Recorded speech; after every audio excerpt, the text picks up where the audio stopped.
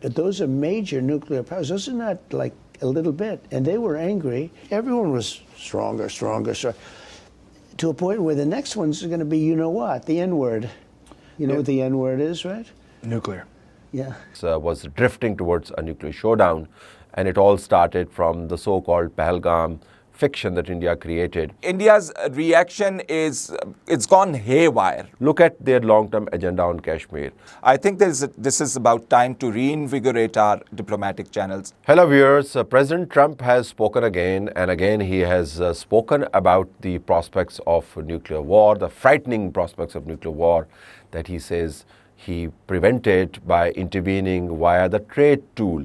India continues to insist that it was Pakistan that was using the nuclear blackmail. But if you listen to President Trump carefully, you would understand what he's saying is that the escalation towards nuclear weapons was being pushed by India. It is just that Pakistan happened to control the escalatory ladder, didn't follow that path, but India's actions really created that situation. Let's listen to what Trump is saying. You picked up the phone and called two nuclear powers, India and Pakistan, and you got them to step back from the brink.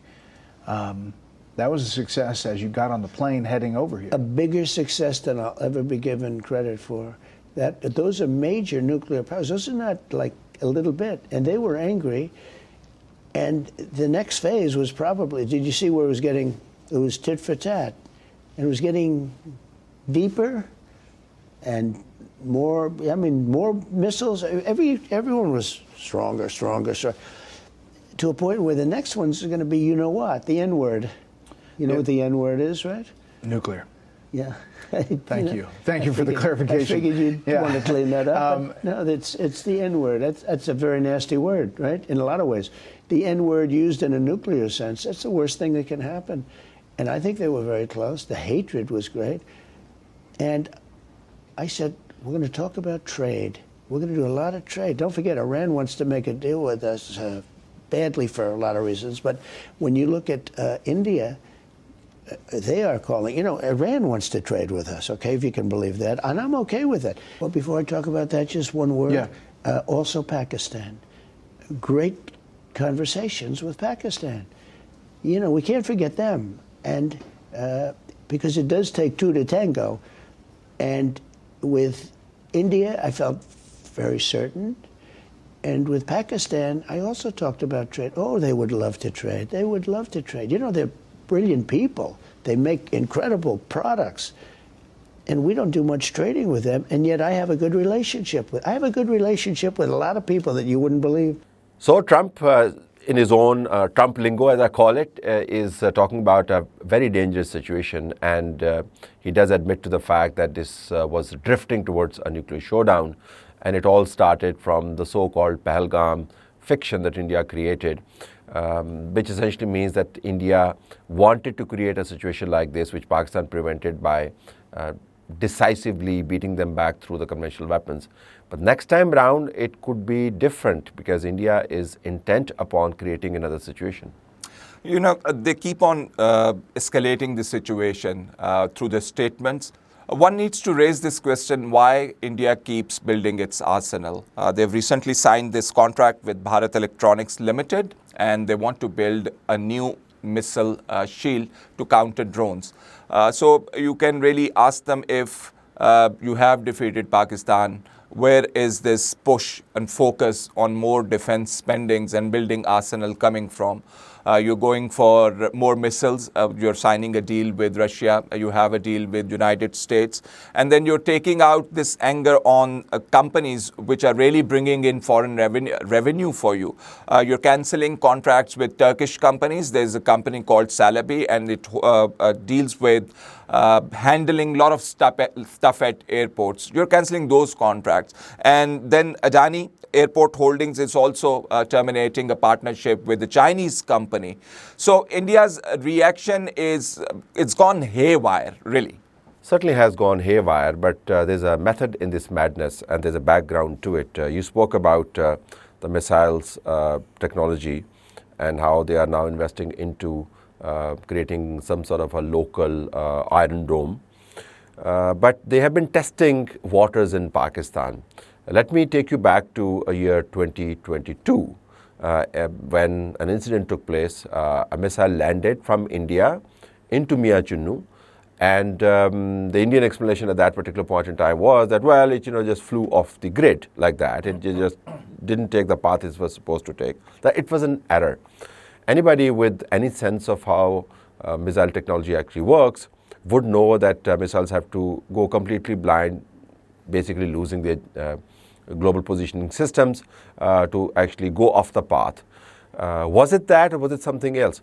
One scholar was able to point out exactly what the Indian intent was, and despite my political differences in terms of analysis and where she stands, her stance on this one was spot on, and her name is Dr. Shini Mazari.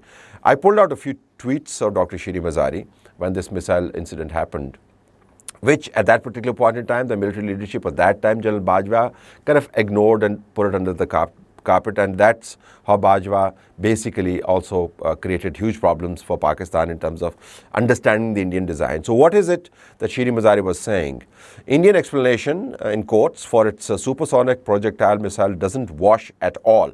It was simply an error. Why would they not have terrified it straight away instead of waiting till Pakistan exposed them? CD should form an in-depth investigation team.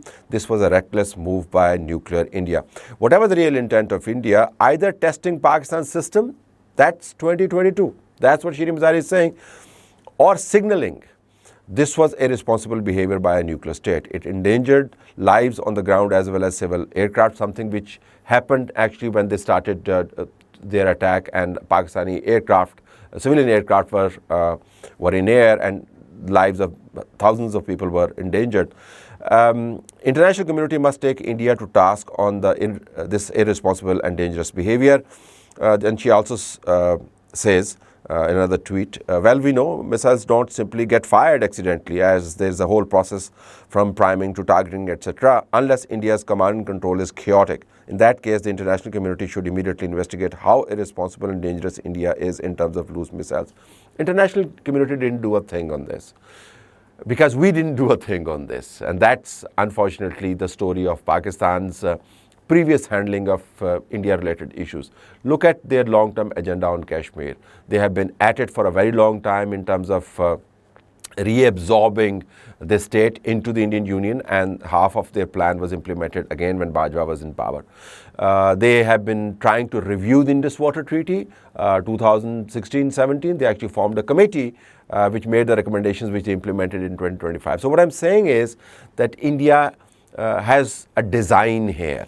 So these things that Faisal pointed out are not happening without a context. And the context is that they have been at it for a very long time. If we had taken the so-called missile fired by error seriously at that particular point in time, probably we would have prevented and preempted India's firing of the missiles into the Pakistani airspace. Of course, they got a befitting response, but we could have really nailed their designs at that particular point in time. We didn't do that. Now, Pakistan really needs to redefine its red lines. Terrorism, we've been long dealing with it. India, if it can attack Pakistan without presenting any shred of evidence to the world, why can't Pakistan use diplomatic channels more vigorously? I think this is about time to reinvigorate our diplomatic channels, knock on international forums like United Nations, go to this counter-terrorism forum of United Nations and present whatever evidence we have there.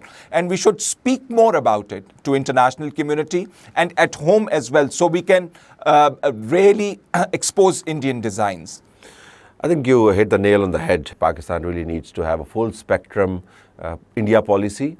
Now we have it. That we have it is one thing, but in order to project it, in order to amplify it, in order to implement it is another thing. That's the task ahead. Our red lines should be drawn in stone rather in sand. We saw that in the past when I spoke briefly about General Bajwa, the kind of wishy-washy policy this man had essentially compromised many of Pakistan's core interests on Kashmir, on missile attack that I just mentioned. Now that era is gone, but we can learn from the mistakes of that era, just like we have a full spectrum nuclear deterrence. we also need to have a full spectrum India policy. Without full spectrum India policy, without our implementation, without its enforcement, without knocking on every international door, as Faisal calls it, we will not go very far. Remember, the enemy is out there with a very insidious and nefarious design. It is up to us how we tackle it. It has given us an opportunity to get our policy right. And if we get it right, I think we will be better placed in the next couple of years. Thank you very much.